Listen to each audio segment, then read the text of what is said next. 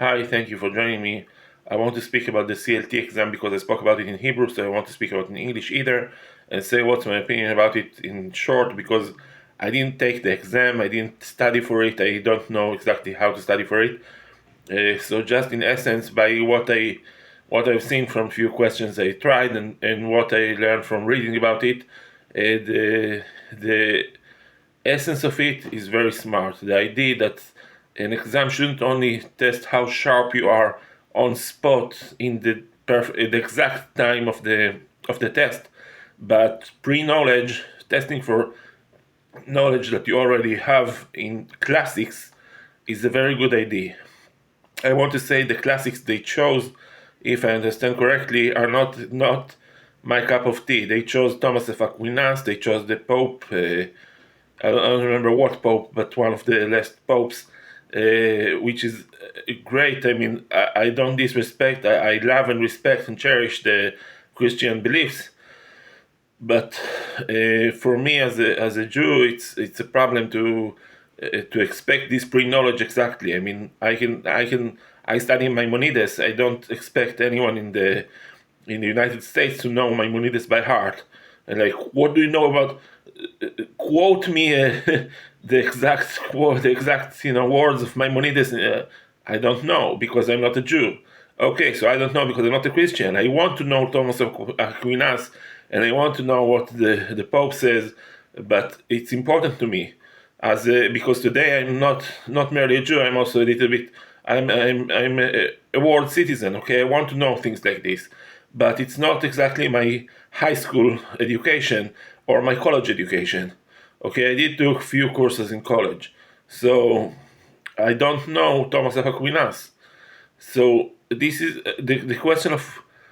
I mean, I would expect um, if you want the medieval ages, I would expect uh, Chaucer to be more precisely, but it does anyways, and it doesn't. And second things is classics include Euclides, okay, Euclid. How do you say Euclid?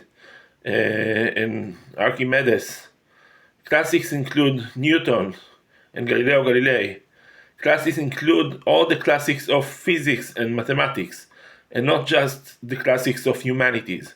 Okay, because I believe that although we shouldn't all be brilliant in knowing the exact answer to a polynomial, we should all know the history of it at least. We should all know who solved the first polynomial and how. And that's a question that has answers to it. And eventually, a little bit of equations is also important, but that's not shouldn't be the main thing. I strictly believe, I still strictly believe that it shouldn't be the main aspect of learning, knowing equations and the periodic table and things like this shouldn't be the first thing to learn, but we should learn about Marie Curie and radium and how she discovered it. It's not exactly, I mean, it's parallel.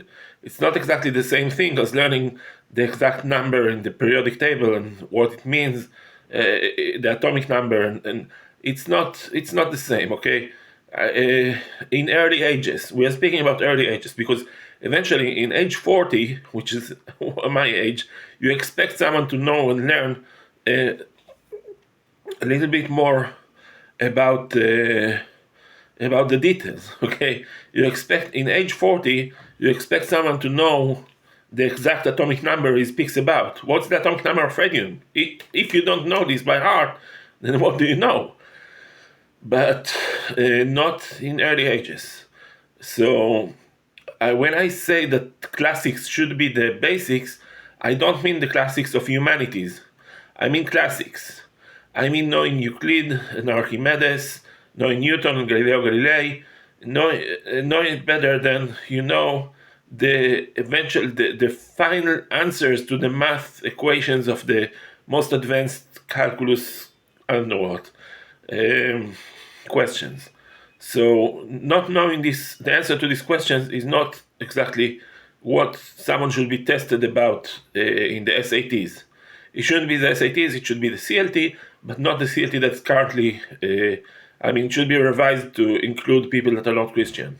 It should be thoroughly revised to include people that are not Christian and possibly not English speakers. I mean, English, I mean, as a first language, because I don't know, because it should be worldwide and not just for English speakers. But that's my opinion. It's not important, so forget about the English part. Anyway, I mean, don't forget about it. But so, anyways, I support the CLT exam, but not in its current form. I support the idea of classics, including classics of physics and mathematics, being more important than the up-to-date knowledge, which should be more important in advanced ages.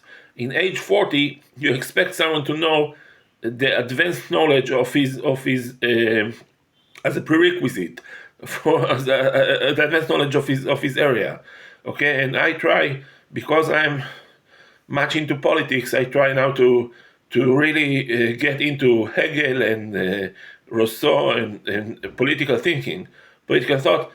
I am ashamed of my lack of knowledge in this area, of my of my partial knowledge. I know, but not enough, and I'm ashamed of my partial knowledge in the area of politics, because political thinking is very important for political speakers.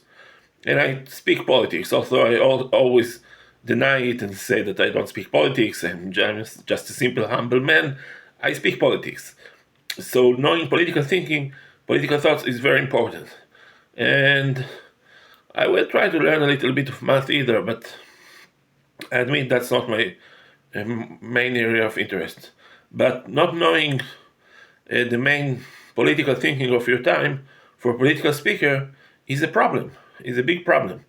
And that's in advanced, because I'm in age 40, but in age 15 or 5, you don't expect someone to know the last word in his area. You expect someone to know the first things of his area. Okay, to inspire, not to expire. I don't know what to say. Not to. I mean, not to know the first thing, to inspire, really. What else is to say about it? So that's it.